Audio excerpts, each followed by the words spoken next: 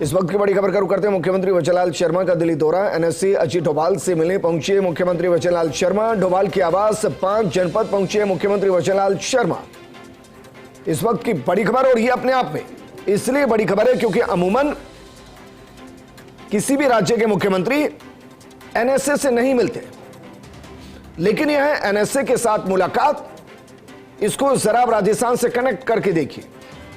आज A grade की नाकाबंदी, डीसीपी एडीसीपी ने मोर्चा संभाला। संदिग्धों की पहचान के लिए ऐसा किया गया। कुछ वक्त पहले गृह मंत्री बॉर्डर इलाके में होकर आए, वहां हाईटेक तार फेंसिंग की बात की गई, एंटी ड्रोन सिस्टम लगाने की बात की गई, और 1 साल पहले लगभग ऑपरेशन सिंदूर होना। इन सब के बीच में एनएसए अजीत डोभाल से मिलना, क्या इसे औपचारिक माना जाए?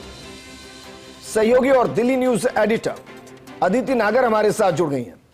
अदिति, क्या वाकई में इसे औपचारिक मुलाकात कहा जाए? क्योंकि अमूमन एनएसए के साथ किसी राज्य के मुख्यमंत्री नहीं मिलते, लेकिन आज के कुछ घटनाक्रम है, जैसे राजस्थान के अंदर ए ग्रेड की नाकाबंदी की गई, डीसीपी एडीसीपी ने मोर्चा संभाला।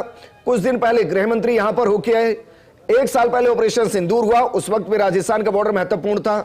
एंटी ड्रोन सिस्टम और बाकी बातचीत की गई। क्या कुछ खास रहा इस मीटिंग के दौरान?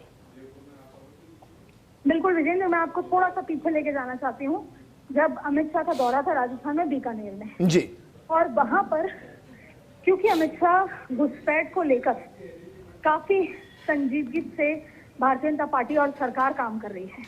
जो भी राज्य हैं जहां पर पाकिस्तान का, बांग्लादेश का, चीन का, म्यांमार का बॉर्डर जुड़े हुए हैं, तो आप देखिए भुज भी होके आए, वो राजस्थान के बीकानेर भी गए। इसके अलावा वो 5 तारीख को त्रिपुरा भी जाएंगे, 15 तारीख को बंगाल भी जाएंगे।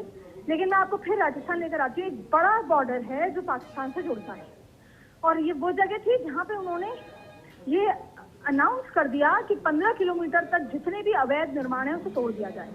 और आपको बता दें कि जब अंदरूनी मीटिंग हुई उसमें मुख्यमंत्री सहित सबको ये हिदायत दी कि सिर्फ थोड़े बहुत एक्शन लेने से काफी नहीं होगा, इंगित करना होगा कितने कौन कौन सा इलाका है जहाँ से घुसपैठ सबसे ज्यादा घुसता है, तस्करी की बात हो, बॉर्डर को लेकर क्या काम है, और 15 किलोमीटर तक आप हमें चयनित करके बताएंगे कौन कौन से अवैध कंस्ट्रक्शन हो रहे हैं।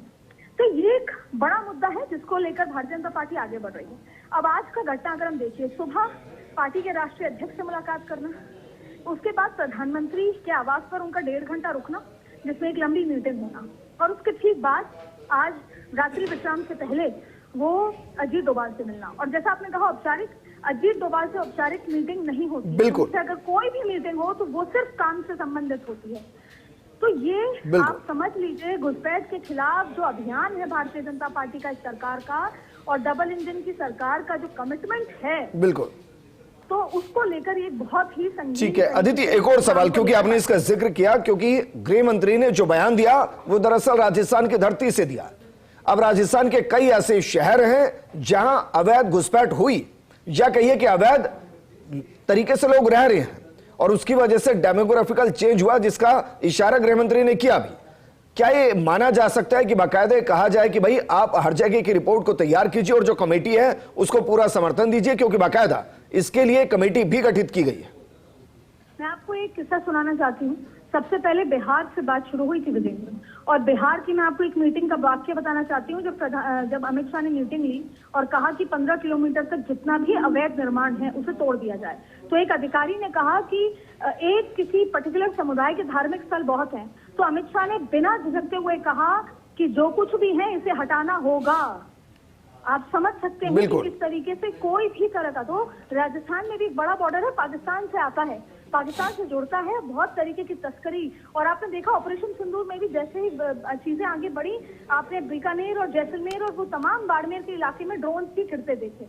तो राजस्थान को लेकर सरकार बहुत बहुत ज्यादा संगीन है, और उससे ज्यादा इम्पोर्टेंट है डेमोग्राफिकल चेंज को लेकर, जिसमें राजस्थान, गुजरात, ये सब बहुत महत्वपूर्ण इलाके।